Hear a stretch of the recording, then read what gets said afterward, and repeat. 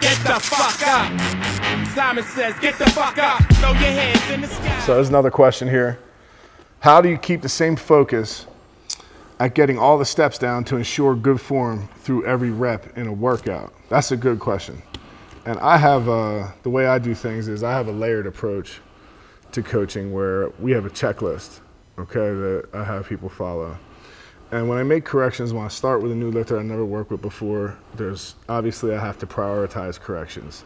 And the first priority is stuff that's dangerous, doing dumb shit that'll get you hurt, lifting in lumbar flexion, stuff like that, common sense stuff, That's the first thing that has to be fixed. And then we get into the things that are gonna make you technically proficient at the movement, the things that are gonna kind of eliminate any wasted energy throughout the course of the movement.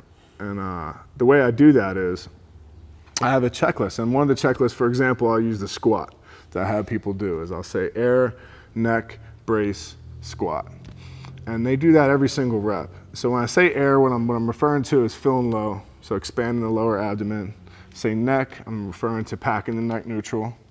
When I say brace, I'm talking about bracing, using the muscles of the midsection to pull the ribs down towards the pelvis. Hopefully both of those are neutral, which we do some stuff ahead of time to make sure that that's possible. And that will allow you to lock in a neutral spine. And then from there, they're safe to squat.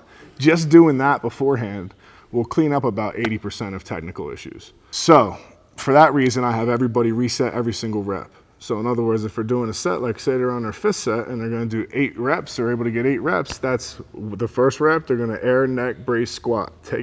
When they finish that rep, they're gonna reset, air, neck, brace, squat. So every single rep is done within a set is done as a series of successive singles, exactly. Yeah, like singles. So everything we do is to try and make things more specific to the way we're gonna have to be able to perform on the platform. So if we wanna get the most carryover out of our training, the best way to do that is going to be to make it as similar as possible to what we're going to do on the platform. Yeah, that's a thing I noticed too when I started incorporating on the volume is I was always strong enough to like muscle shit up. Right. Technique sucked, but literally the more volume I do, obviously it's more reps, more practice, and it makes perfect sense, but the more crisp my shit is, and the better your technique is, the more you can apply your strength to it overall. Greasing the groove, yeah. Going through that same motion again and again and again, and it becomes second nature. It should be a thoughtless thing. And that's why I've always been really confused when I hear coaches at meets screaming out these internal cues. Screaming out cues like, it's confusing, and that, internal cues have been demonstrated in a bunch of studies to reduce performance. Now they're important in training because they're corrective. So when we're trying to improve technique, then you use those, and that's okay because we don't get graded on our performance in training. But in a meet, we want to think about things like speed, You don't want to be worried, it should be thoughtless. The movement pattern should be so well ingrained. It should be such a thoughtless process at that point that you're more focused on moving quickly. That should be the prime directive, I think, in a meet.